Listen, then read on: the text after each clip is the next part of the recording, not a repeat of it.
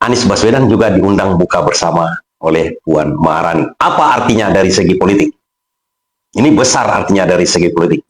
Artinya nama Anies masuk lagi, naik lagi. Udah setara dengan siapa yang mau melawan dia dengan 2019. Ini Pak Anies dan Partai Gerakan Rakyat. Ya. Padahal baru 2026 gitu ya. Ya. Tapi sudah ngegas ya, dan diduga ya.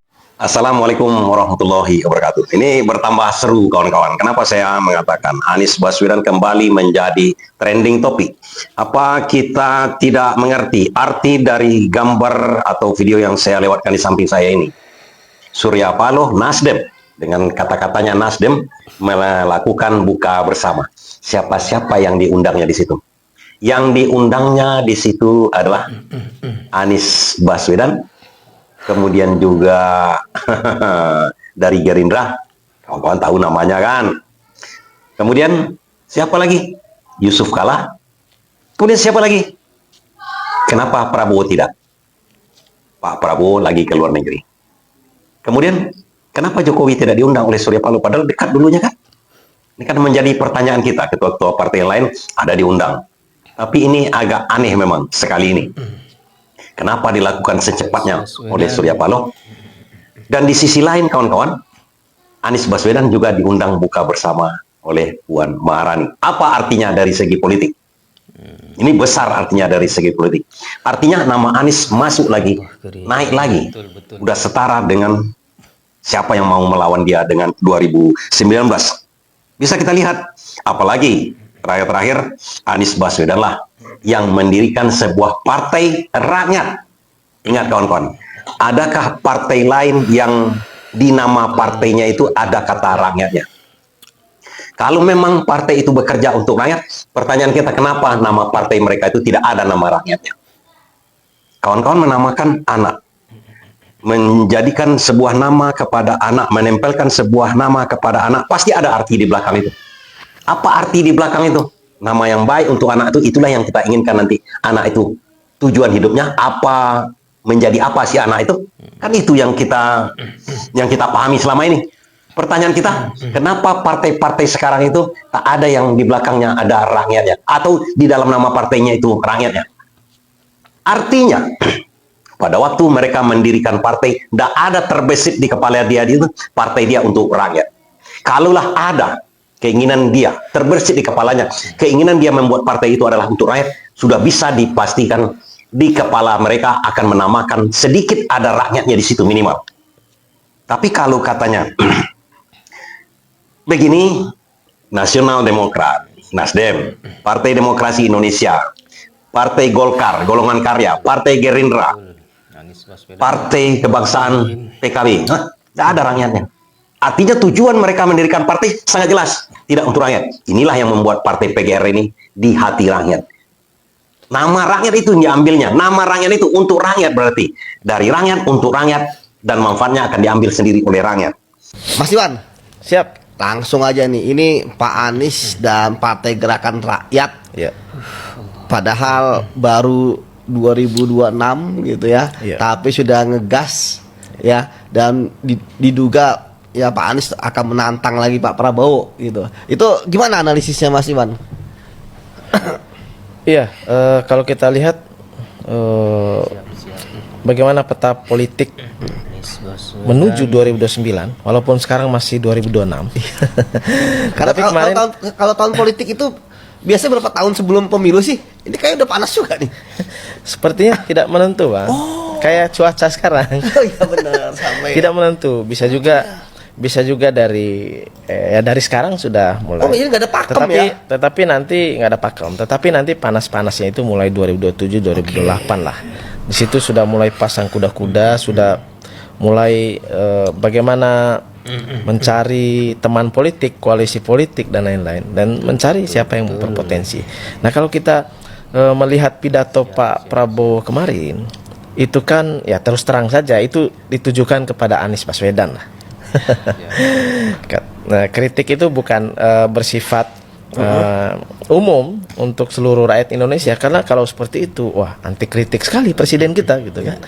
Tetapi itu ditujukan ke sana, Ke penantangnya ya. ke penantangnya. Terutama yang 2 orang yang kalah kemarin. Iya, sekaligus beliau menegaskan bahwa beliau akan maju lagi 2 periode kayaknya itu. 2 periode. Sebelumnya kan sudah dideklarasikan oleh Gerindra dan lain-lain.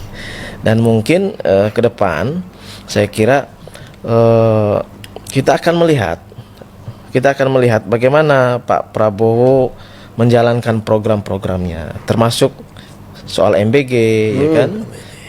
Luar biasa, dalam beberapa hari terakhir publik politik Indonesia kembali digerakkan oleh satu nama yang tidak benar-benar hilang dari panggung nasional. Siapa? Anies Baswedan. Setelah kontestasi Pilpres 2024 berakhir, banyak yang bertanya kemana arah langkah politiknya berikutnya. Apakah ia akan tetap menjadi figur oposisi, kembali ke dunia akademik, atau menunggu momentum politik berikutnya? Jawaban itu mulai terlihat ketika Anies mendeklarasikan Partai Gerakan Rakyat. Langkah ini bukan sekedar pembentukan organisasi politik baru.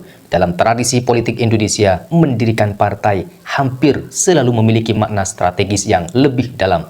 Ia bukan hanya tentang struktur kepengurusan atau atribut partai, melainkan tentang membangun kendaraan politik jangka panjang. Sejarah politik Indonesia menunjukkan bahwa tokoh nasional yang ingin bertahan dalam permainan kekuasaan membutuhkan 3 hal utama: basis massa, jaringan elit, dan kendaraan politik. Tanpa salah satunya, peluang untuk kembali bertarung di panggung nasional akan semakin kecil. Disinilah banyak pengamat mulai membaca pembentukan Partai Gerakan Rakyat sebagai sinyal politik menuju Pilpres 2029. Namun apakah benar ini sebuah kode alam? Untuk memahami fenomena ini, kita perlu melihat bagaimana politik Indonesia bekerja. Sistem presidensial Indonesia menempatkan partai politik sebagai gerbang utama pencalonan presiden. Presidensial ini membuat tokoh populer sekalipun tetap membutuhkan dukungan partai atau koalisi besar. Pengalaman Pilpres sebelumnya memperlihatkan bahwa ketergantungan terhadap partai seringkali menjadi tantangan tersendiri bagi figur non-ketua umum.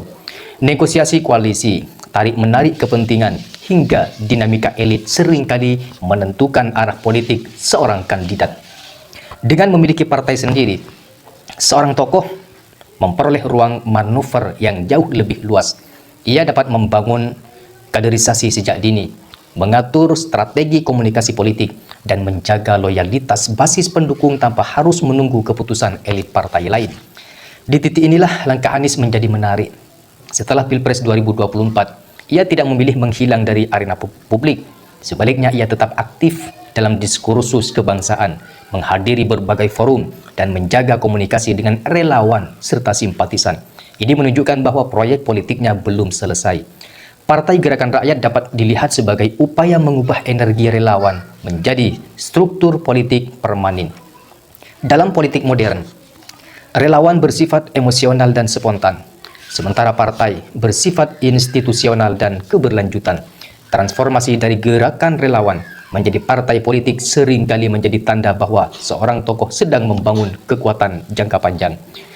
Tetapi penting untuk dicatat, mendirikan partai tidak selalu berarti langsung maju sebagai calon presiden.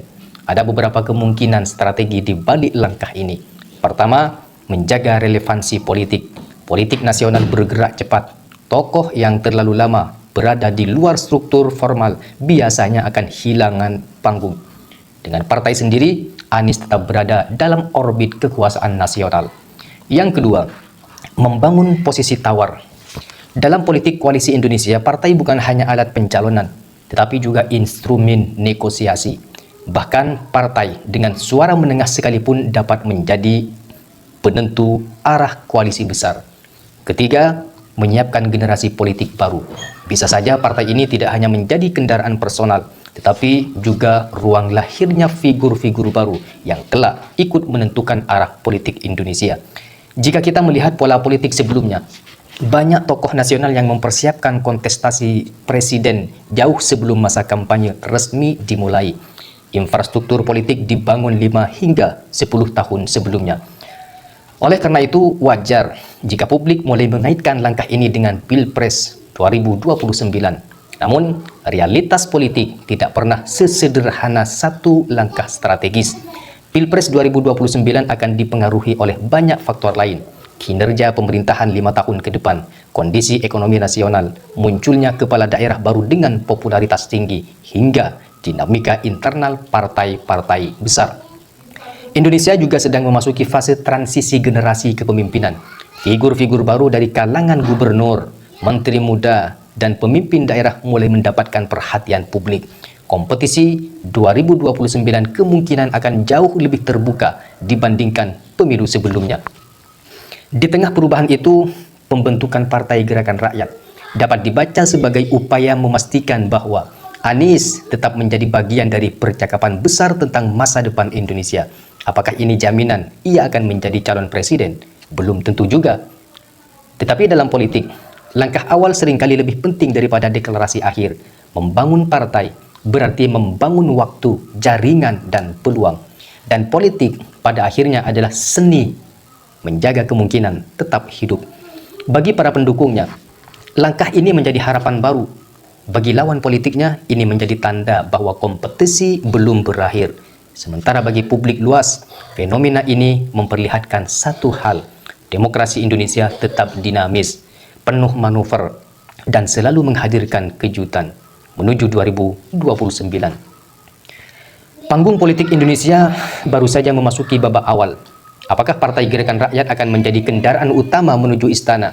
Ataukah hanya menjadi bagian dari strategi besar dalam permainan koalisi? Waktu yang akan menjawab. Yang jelas, langkah ini memastikan satu hal: perjalanan politik Anies Baswedan belum selesai dan pertarungan gagasan menuju masa depan Indonesia baru saja dimulai.